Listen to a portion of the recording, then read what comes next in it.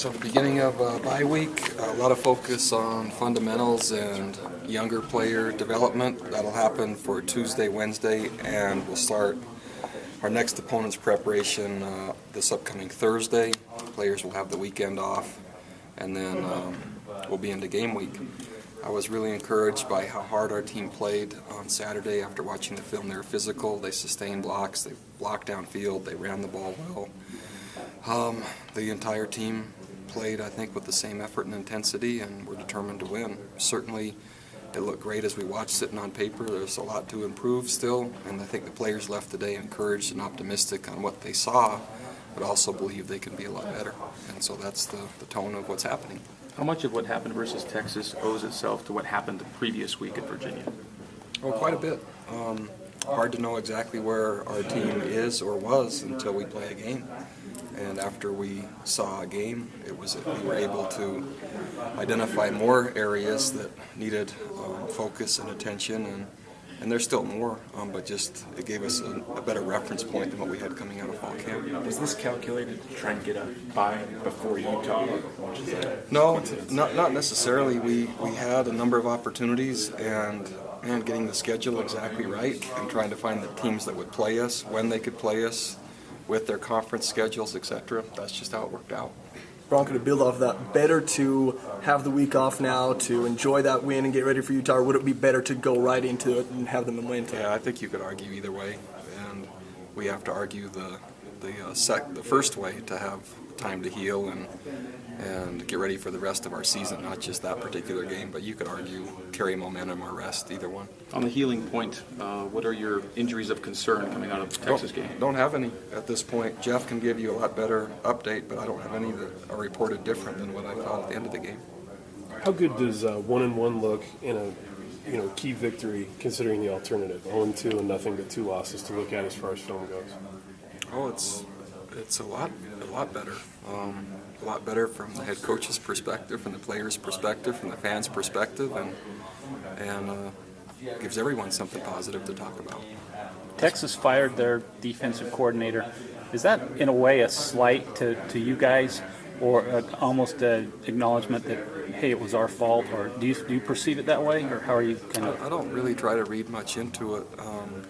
Head coaches have to make hard decisions.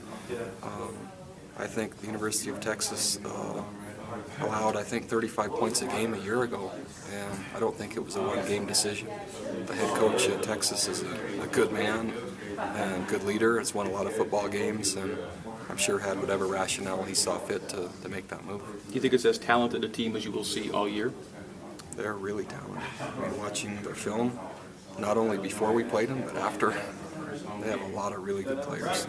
As far as the mentality that you guys had and the way you sustained the blocks and were really aggressive and attacking, how do you maintain that same type of intensity moving forward going into these next weeks? Just keep asking for more.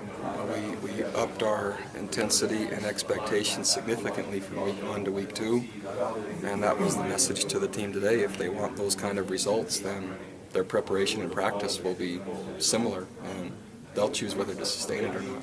8:15 kickoff, is that a tough day to use up? Yeah, it's about 45 minutes before my bedtime, so I'm going to have to start training right now for it, I think. Coach, talk about your play of the offensive line.